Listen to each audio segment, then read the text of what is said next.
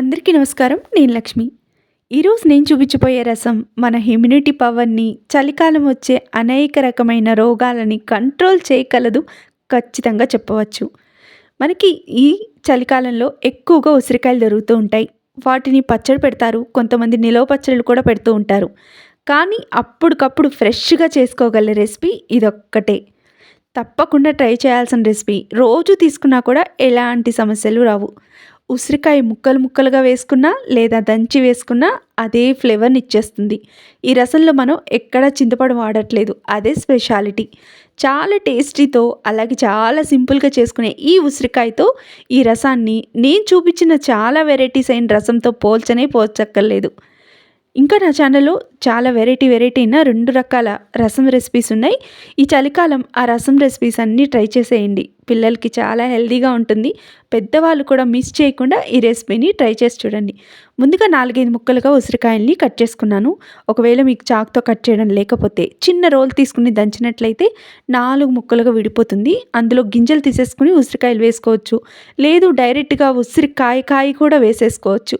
నేను ఇక్కడ కొన్ని ఉసిరికాయ ముక్కల్ని అలాగే డైరెక్ట్గా ఒక 4, 5 ఉసిరికాయల్ని వేశాను. ఇక్కడ నేను రోడ్తో ఒకసారి దంచి చూపిస్తున్నా చూడండి. ఈ సైజులో ముక్కలు ఉంటే మనకి సరిపోతాయి. ఇప్పుడు ఒక చిన్న రోల్ లాంటిది చిన్నది దంచుకునేది ఉంటుంది కదా, అలాంటిది తీసుకుని అందులోకి ఫుల్ టేబుల్ స్పూన్ దాకా మిరియాలు యాడ్ చేసుకోండి. అలాగే ఒక ఫుల్ టేబుల్ స్పూన్ దాకా జీలకర్ర. ఖచ్చితంగా మిరియాలు జీలకర్ర వేయాలి.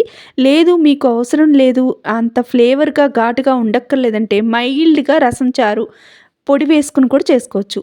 ఇప్పుడు ఒక గిన్నె తీసుకుని అందులోకి పెద్ద సైజు 4, 5 టమాటాలు, 3, 4 పచ్చిమిరపకాయలు, ఒక కట్ట కొత్తిమీర, ముందుగానే కట్ చేసుకున్న 7, 8 ఉసిరికాయ ముక్కలు.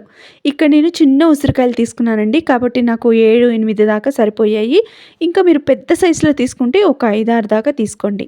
ముందుగా దంచి పెట్టుకున్న మిరియాలు జీలకర్రని కూడా అందులోకి వేసేసుకుని ఒక 2 గ్లాసుల దాకా నీళ్ళని యాడ్ చేసుకోండి. ఇక్కడ మీరు రసం మీకు ఎంత క్వాంటిటీ కావాలని దాన్ని బట్టి ఉసిరికాయల్ని పెంచుకోండి. 2 గ్లాసుల నీళ్ళు వేసేసాక స్టవ్లో సిమ్లో పెట్టుకోండి. కాస్త కూడా హై పెట్టకండి. సిమ్లో పెడితే మనకు ఉసిరికాయల్లో ఉన్న రసం అంతా ఫ్లేవర్స్ అన్నీ కరెక్ట్గా కుక్ అవుతాయి.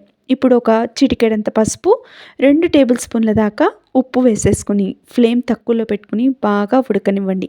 కనీసం ఒక 5 నుంచి 7, 8 నిమిషాల పాటు స్లోలోనే పెట్టుకోండి. ఆ తర్వాత కొంచెం మంట పెంచుకుని ముక్కలన్నీ బాగా ఫ్లేవర్ని ఇచ్చేలాగా బాగా ఉడికించుకోండి.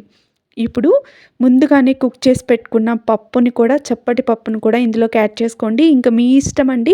పప్పు వేసుకుంటేనే రసంలో ఉన్న మధురమైన టేస్ట్ మనకు అందుతుంది. ఆ పప్పులో ఉన్న ఫ్లేవర్ అలాంటిది. ఖచ్చితంగా పప్పు యాడ్ చేసుకోండి. అప్పుడే మనకి కమ్మగా నోటికి అందుతున్నట్టు ఉంటుంది రసం అయితే. ఉత్త నీళ్ళగా కాకుండా పప్పు వేసుకుంటేనే బాగుంటుంది. ఇప్పుడు చిన్న మూకుడు పెట్టుకొని అందులోకి 1 టేబుల్ స్పూన్ దాకా నెయ్యి కానీ నూనె కానీ ఇక్కడ నేను నువ్వుల నూనె వేశాను.